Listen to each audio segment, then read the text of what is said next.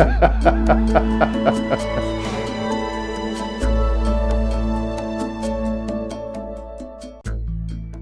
I'm here today with Andrew Toosey from Abercorn Surveyors.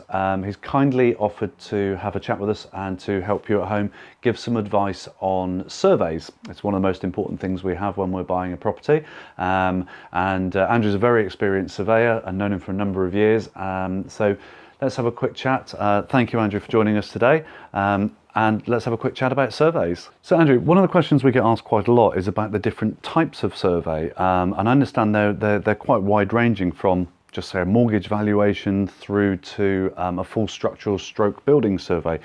Could you explain to people at home the difference between them? Available. Okay, the three basic levels are the mortgage valuation, the home buyers survey and the full building survey. Okay. The mortgage valuation is provided by a mortgage company. Normally you can have your own done if you wish.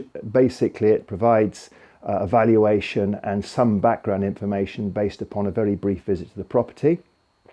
Then at the other end of the scale is the building survey, which is all bells and whistles, the whole thing, great detail, detailed inspection, and in the middle, brought in by the RICS some 40 years ago, is the home buyers survey, which gives you the same basic inspection, looking at the main elements of the property, but a much much briefer, should I say, report looking at the main elements and summarising rather than going to detail. The home buyers report that you mentioned, we get quite a lot of questions on the traffic light system within it. Could you explain a bit about how that works? Yes, the traffic light system is provided at the end of the home buyers report and gives you an overview of the general condition of the building.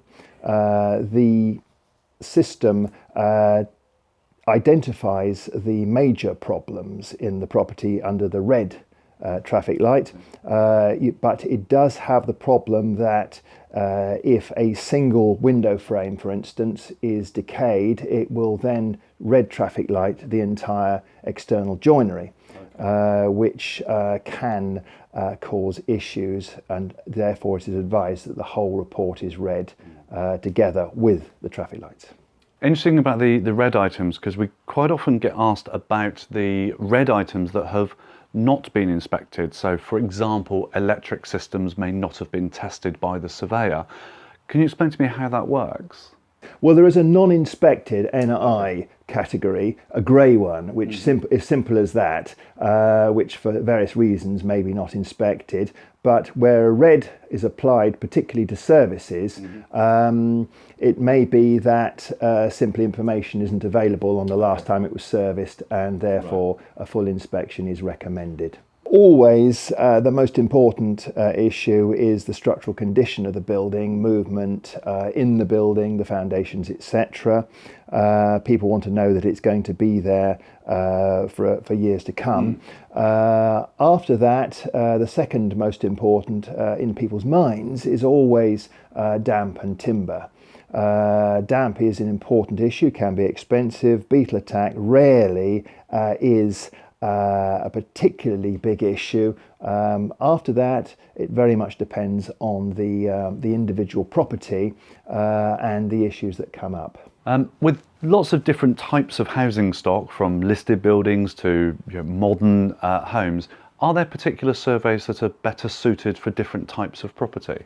Well, in the first instance, it depends on the reason for the survey. A valuation report, as opposed to a mortgage valuation report, is not a survey. Okay.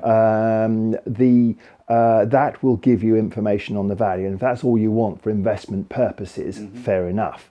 Other than that, it depends on the age and type and property and your individual needs. However, if it's old and listed, particularly listed, usually prior to 1900, that type of time period, depending on the size and quality of property, it will have to be a building survey. Okay.